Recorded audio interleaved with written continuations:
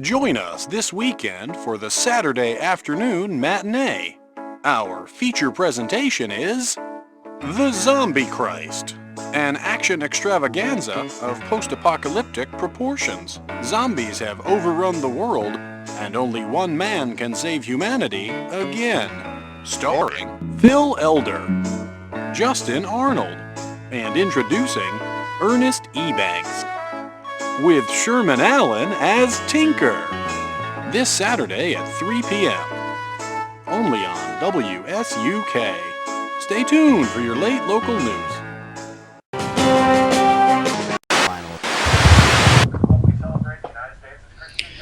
All right, I'm sitting here with Ashley Ross and Andrew Manson, movie producers from Perspiring Filmmakers. And you guys have come up with a really interesting new film that I was very happy to be involved with in the capacity of an extra. And it is The Zombie Christ. And Yes, it is.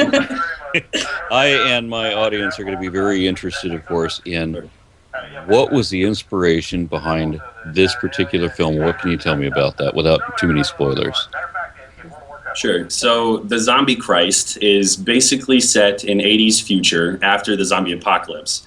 The simplest, 7 years. 7 years, thank you, after the zombie apocalypse. The simplest explanation of the story is basically a retelling of the New Testament, where a group of sort of people that are clinging to the last shreds of life, I guess, that they have left, that are still not zombies, trying to avoid becoming zombies. They are at the very sort of wit's end, and they're in lots of danger. And in the last sort of moment, Zombie Christ, Jesus Christ, comes back, recruits all of them as apostles. They travel to the last place of worship in the land, and he basically saves all of humanity. So, without giving too much away, like It's a story you've heard before. Yeah, there's some. Honestly, it was we all went through the same film program together at school, and as soon as we were about to graduate, we decided we wanted to make a movie. And the simplest explanation is that that a couple of the guys that wrote it basically just came up with this outrageous story and set it in a particularly like kind of interesting, funny sort of environment, and basically just started recruiting the people that we worked together like in the class, more or less. And over a course of about 6 months, we shot it, and we're, pretty much, I feel like every weekend sort of surprised by content and some of the other stuff. But it is a crazy concept, that's for sure. Yeah. But I mean, honestly, the impetus is literally some of our friends, our coworkers, if you will, too, are real creative types, and they love real silly stuff, and one of them thought it up, and everyone kind of ran with it. So it's 4 years of just kind of like, oh, I have an idea. Pretty much. So, Every one of the shorts that I've seen so far has had a definite campy flair to it, and I like the way that they make fun of the type of television that my generation grew up with. Like Saturday morning television just all looked like that, and and I like the way that you revisited that flavor. And I'm also curious as to why it is the post-apocalyptic future that I honestly thought would be my future when I was growing up, from the 1980s. How did you center on that? Well, we just kind of decided it was an era that we kind of grew up with as well. It's something that we thought our peers could connect to, this whole idea of, what the people in the 80s thought the future was going to be like, but now we're living the future, and we go back and watch those movies, and well, that's not what it looks like now. So it's just kind of this funny little concept that we enjoyed ourselves and thought was fun, and it also allows us to be campy and be silly and be exaggerated on a lot of things, and it's really forgiving, and it mutes or kind of softens some of the more off-color humor and stuff like that. Yeah. So I wouldn't imagine you have too many critics telling you that it got anything out of context or anything. You just completely avoid that topic.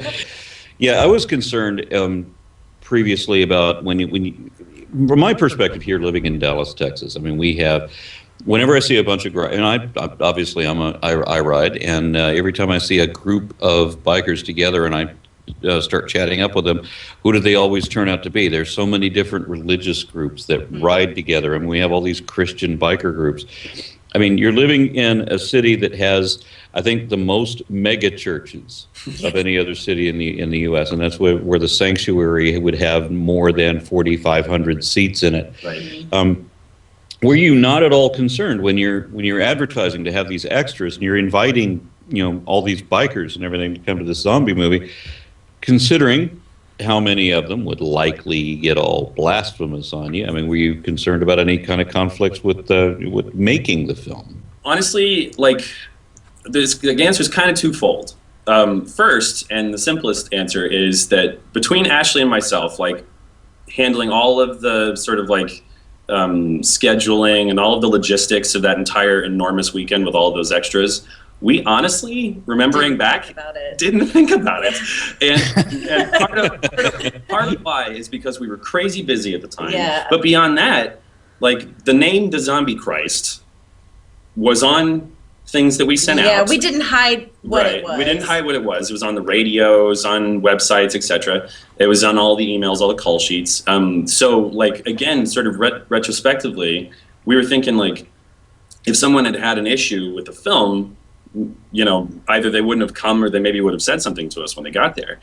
So thankfully, we had a fantastic group of people come. Yeah. If maybe they heard a zombie movie shoot was happening, and then heard the name of it, and maybe those people didn't come, but we never really knew because the group that we got was fantastic. So, but on the same note, it is definitely something that we have over the years.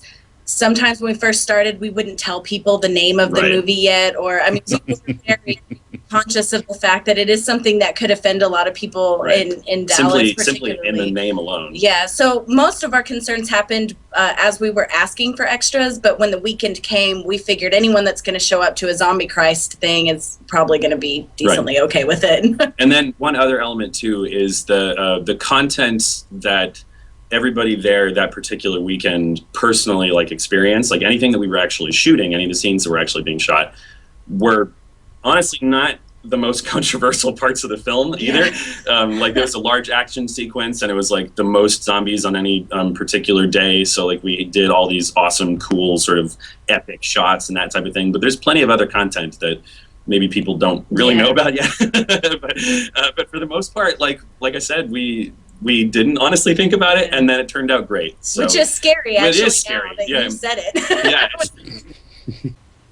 It's a parody, and all of the cast and crew, we have such a good range of actors. Some of them you'll see on there, and like Saturday morning things, were actors that aren't all that great, but fit well, with the story. And then we have some actors that are just really great and did such a good job with their characters. That's so easy to believe in. I feel like there's just so many layers to it, and it depends on how an audience member chooses to look at it. But it's I would agree with that. The cast is excellent. It's relatively young because we're young, but beyond that, they're all extremely talented, and I think the film actually reads pretty well thanks to that. But again, like we keep saying, our sort of genre choice lends to a lot of gray area. That you can kind of have good and bad, but it all sort of is presented as part of the finished product.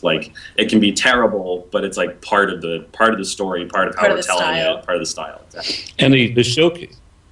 And so seemingly would be the venue where it's going to be premiering this Tuesday, December 4th. It's going to be at the Texas Theater, and of course links will be provided for directions in that. But the Texas Theater has a bit of notoriety in that. I think that's where, what was it,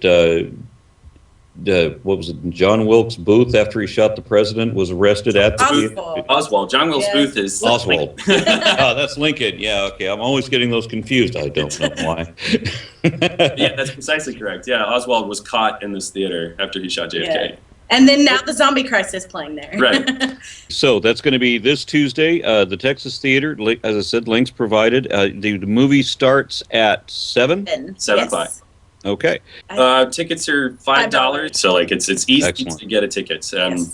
And it's a big theater too. There's 600 seats, unless There's a great bar in the lobby. That's true. There's 600 seats in the main part of the theater, and then if they open up the balcony, if we happen to fill 600 seats, it's like 1,000 total. So we would love to fill it up. But and you mentioned that there is a bar right there in the. Okay, so we're good to go there. Yeah, it's a great. All right, and it's funny when we were doing when I did my part of your big extra days. I mean, we rode for more than an hour at literally freezing temperatures to get out there, and that was like 3 years ago, I think it was, and now we're finally going to see it. It's boy, I've never waited so long to see it. We're real sorry. Anyway, thanks for meeting with me, and looking forward to seeing you at the premiere. For sure. Thank you. Thank you so much. We're super excited. All right. Good night.